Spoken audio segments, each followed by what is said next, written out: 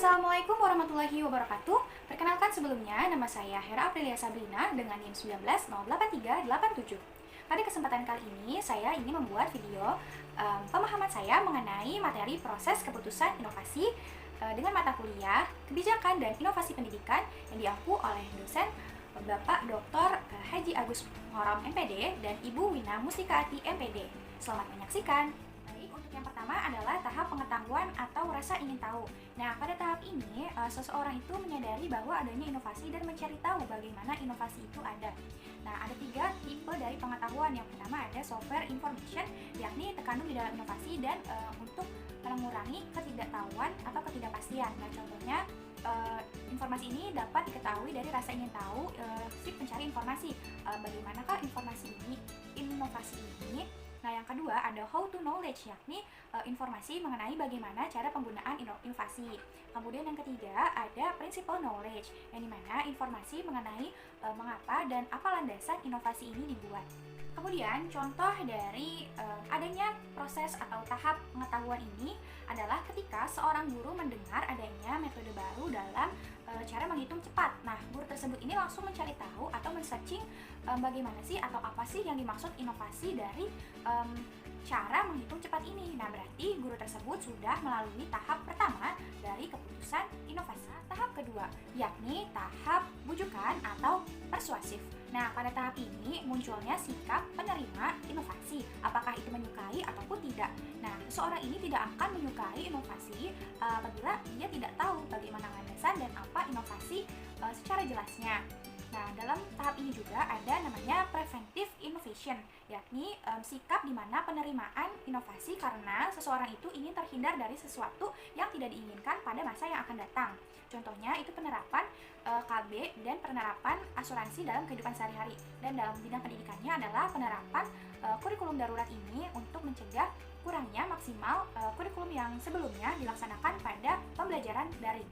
Untuk selanjutnya, tahap ketiga yakni tahap pengambilan keputusan untuk memutuskan menerima atau menolak. Nah, kegiatan ini terjadi ketika seseorang itu sudah melakukan kegiatan yang mencerminkan penetapan nih apakah ia menolak atau menerima dari inovasi ini. Nah, dari tahap ini ada 2 tipe penolakan. Yang pertama, active rejection dan yang kedua ada passive rejection.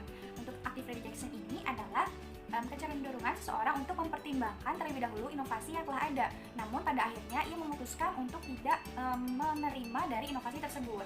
Nah, yang kedua ada passive rejection. Ini adalah seseorangnya tidak pernah memberikan kesempatan atau mempertimbangkan untuk menerima inovasi yang telah diberikan. Nah, untuk tahap yang keempat adalah tahap implementasi. Tahap ini terjadi apabila seseorang telah mengimplementasikan atau telah menerapkan dari inovasi yang telah diberikan. Nah, keberlangsungannya itu meliputi mental ataupun perbuatan.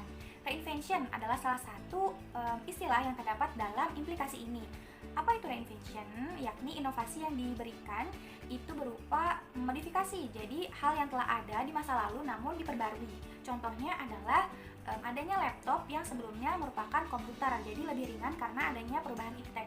Nah, pada pendidikan pun sama, ada seperti itu. Contohnya adalah Kurtilas yang sebelumnya adalah kurikulum 2006 atau KTSP karena tuntutan dari zaman yang dimana peserta didik kita itu pembelajarannya harus berdasarkan pengembangan iptek juga, jadi dibuatlah kurikulum 2013.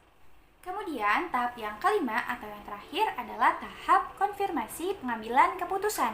Nah, pada tahap ini seseorang tuh dapat mengambil keputusan kembali apakah akan terus menjalani inovasi ini atau meninggalkannya. Karena apabila ia menemukan sesuatu informasi yang bertentangan atau bertolak belakang dengan informasi yang sebelumnya, itu ia dapat memutuskan untuk tidak melanjutkan inovasi yang diberikan. Tidak sesuai itu biasanya terjadi di tahap pengetahuan, implementasi, ataupun tahap konfirmasi ini. Lalu dari konfirmasi itu biasanya terdapat suatu putusan, apakah itu penggantian dari inovasi karena adanya ide yang lebih baik atau kekecewaan atau dia sudah tidak ingin melanjutkan suatu inovasi itu karena mungkin menurutnya tidak ada suatu kelebihan yang lebih baik dibanding yang telah ada. Mungkin demikian hal yang dapat saya sampaikan, kurang lebihnya mohon maaf. Wassalamualaikum warahmatullahi wabarakatuh.